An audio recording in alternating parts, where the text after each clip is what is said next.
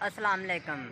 आप देख रहे हैं जान भट्टी 10 और मैं हूं मोहम्मद फैसल और साथ हैं ये मेरे अमानत भाई और ये मिस्त्रियों का काम करते हैं। माना जी और सुनाओ, ठीक ठाक हो? ठीक ठाक, शुक्र अल्लाह का। तुसीं सुनाओ? काम दी सुनाओ। काम ठीक ठाक, अज काम करना ही शुरू। अच्छा, तो अज की छुट्टी की है? इट मुकी, इट मैं लैके आ तो चाचा ने फोन। तो यार अज अमानत भाई ने काम तो छुट्टी की है तो इन्हें मैनू फोन किया तो मैं क्या चलो तुहाडे नाल भी एक छोटा जिहा व्लॉग बना के सेंड करने आ तुहानू भी। तो यह वै जानीपुरे की पार्क तो लाहौर शहर च मौजूद है। तो असी इस टाइम तुहाडे सामने वेख सकते हो तुसी भी।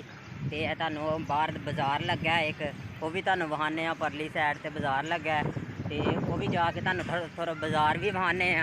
तो यह पार्क दे विच वेख लो, यह भाई होनी आ रहे हैं, इस तरह लोग इंजॉय कर रहे हैं।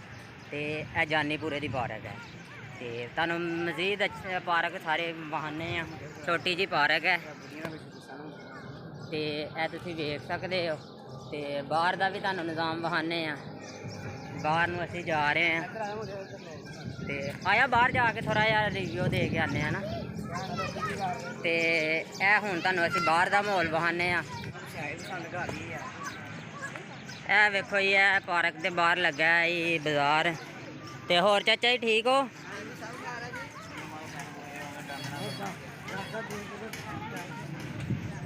इत्थे लग्गा ही बाज़ार, बाज़ार भी तुसीं वेख सकते हो। तो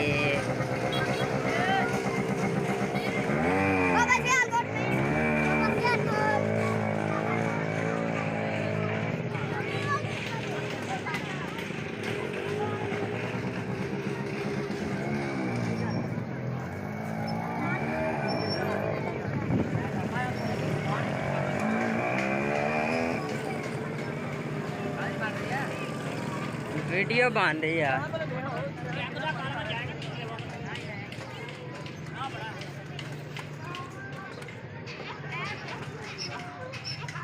साजी वीडियो बन रही है। ऑनलाइन वीडियो जानी है, कोई अपना पैगाम देना चाहो तो दे सकते हो। काम दी सुनाओ, काम ठीक ठाक है?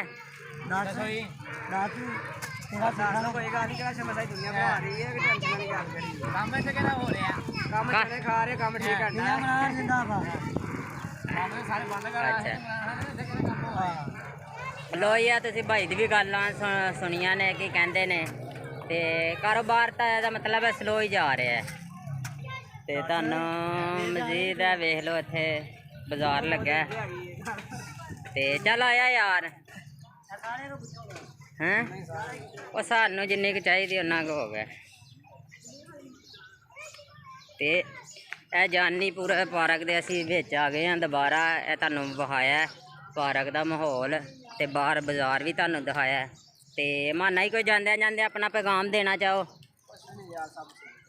ऑनलाइन इस टाइम तुसीं पूरी दुनिया ते जा रही है तुहाडी वीडियो, तुसीं कोई पैगाम देना चाहो तो दे सकते हो। इंशाल्लाह नेक्स्ट वीडियो में, अगली वीडियो तक के लिए अल्लाह।